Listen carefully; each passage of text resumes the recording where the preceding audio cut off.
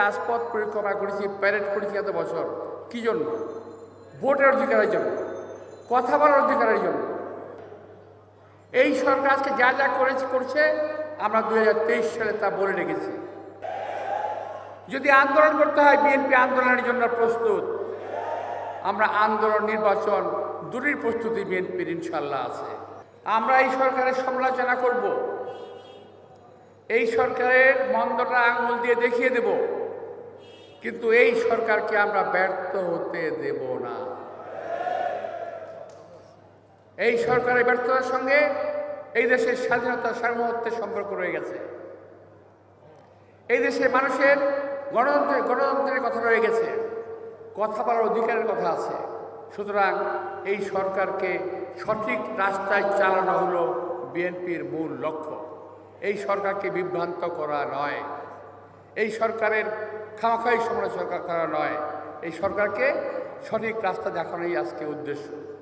আজকে যে 31 দফা রাষ্ট্র কাঠামো মেরামতের যে 31 দফা সামনে দেওয়া হয়েছে, আজকে এই সরকার বলছেন যে সংস্কার করবেন। আমি বলবো যে বিএনপি তারেক রহমানের প্রণীত 31 দফার মধ্যে আপনাদের সমস্ত সংস্কার রয়ে গেছে। আপনারা এই 31 দফা থেকে সাহায্য নিন, দেখবেন যে আপনাদের সংস্কার কাজ খুব তাড়াতাড়ি সম্পন্ন হয়ে গেছে।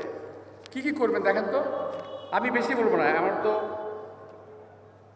ইস্টাক তো অনেক কিছু পড়ে ফেলছে 31 দফা, আমি বেশি বলবো না, 2-1টা বলি।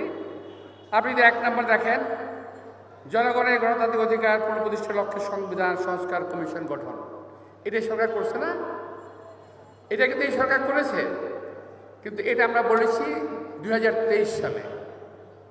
এই সরকার আজকে যা যা করছে আমরা 2023 সালে তা বলে রেখেছি। এখনও আপনারা যা করবেন 2023 সালে এই 31 দফার মধ্যে সব কিছু কিন্তু রয়ে গেছে। সুতরাং অযথা কালক্ষেপণ নয়। আমরা যখন নাকি নির্বাচনের কথা বলি, অনেকের গাত্র ধাওয়া শুরু হয়। ভাই, একটি গণতান্ত্রিক দেশ ভোটের অধিকার ছাড়া চলতে পারে না। আমরা এত বছর আন্দোলন করেছি কি জন্য ভাই? এই যে প্রেস ক্লাবের সামনে দিয়ে রাজপথ পরিক্রমা করেছি, প্যারেড করেছি এত বছর, কি জন্য? ভোটের অধিকারের জন্য, কথা বলার অধিকারের জন্য, বেঁচে থাকার অধিকারের জন্য, মানুষের পেটের ভাতের জন্য আমরা আন্দোলন করেছি। আজকে সেই সম্বন্ধে কথা বলা যাবে না। বোঝা যায় নির্বাচন হলে আপনাদের অনেকের ভরাডুবি হবে, সেই ভয়ে আপনারা নির্বাচনে যেতে চান না। আমাদেরকে অনেকেই প্রশ্ন করে এবং করতো, কবে হলে ভালো হয়, আপনাকে নির্বাচনে যাওয়ার জন্য প্রস্তুত কিনা?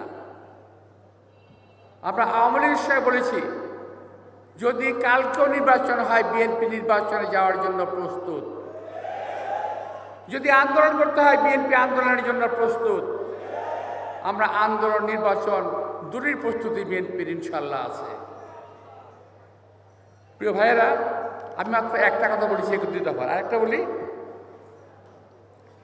3 নম্বরে আছে অবাধ সুষ্ঠু নিরপেক্ষ নির্বাচন অনুষ্ঠানের লক্ষ্যে নির্বাচনকালীন দল নিরপেক্ষ তত্ত্বাবধায়ক সরকার ব্যবস্থার পুনর্বর্তন। এটা কি আমরা বলি নাই? আজকেও বলছি, এই সরকারও করার চেষ্টা করতেছে।